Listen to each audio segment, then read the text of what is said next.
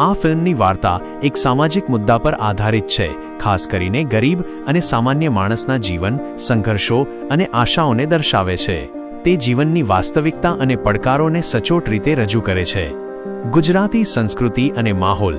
લાલુ ગુજરાતના ગ્રામીણ અને સામાન્ય શહેરી જીવનના માહોલને સારી રીતે કેપ્ચર કરે છે. તે તમને ગુજરાતી સંસ્કૃતિ, રીતરિવાજો અને બોલીની નજીક લાવે છે. અભિનય અને પાત્રલેખન. આ ફિલ્મમાં અભિનેતા ધર્મેન્દ્ર ગોહિલ મુખ્ય ભૂમિકામાં છે અને તેના અભિનયની ખૂબ પ્રશંસા થઈ છે. કલાકારોએ પોતાના પાત્રોને જીવંત બનાવ્યા છે, જે વાર્તાને વધુ આકર્ષક બનાવે છે. વિવિધ ફિલ્મ ફેસ્ટિવલમાં પ્રશંસા.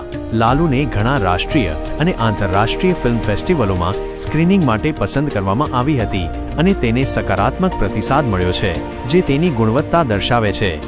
ગુજરાતી સિનેમાને પ્રોત્સાહન. સારી ગુજરાતી ફિલ્મો જોઈને તમે ગુજરાતી ફિલ્મ ઇન્ડસ્ટ્રી, ઢોલિવૂડને ટેકો આપો છો, જે ભવિષ્યમાં વધુ સારી અને વિવિધ વિષયવસ્તુવાળી ફિલ્મો બનાવવા માટે પ્રોત્સાહન આપે છે. જો તમે વાસ્તવિકતાથી ભરપૂર, ભાવનાત્મક અને સામાજિક મૂલ્ય ધરાવતી ગુજરાતી ફિલ્મ જોવા માંગતા હો તો લાલુ ચોક્કસ જોવી જોઈએ. સામાજિક ન્યાય, સોશિયલ જસ્ટિસ. ગરીબ અને સામાન્ય વર્ગને થતા અન્યાય અને તેમના હક્કો માટેના સંઘર્ષને દર્શાવવામાં આવ્યો છે. ફિલ્મનો ઉદ્દેશ. Purpose of the film. આ ફિલ્મ ફક્ત મનોરંજન પૂરતી મર્યાદિત નથી, પરંતુ તે દર્શકોને પોતાના જીવનના પડકારો વિશે વિચારવા માટે પ્રેરિત કરે છે અને તેમને નકારાત્મકતાને બદલે હકારાત્મકતા જાળવી રાખવાનો સંદેશ આપે છે. જો તમને ગુજરાતી સિનેમામાં અર્થપૂર્ણ અને વાસ્તવિકતાલક્ષી રિયલિસ્ટિક ફિલ્મો પસંદ હોય તો લાલુ જોવાનો અનુભવ સારો રહેશે.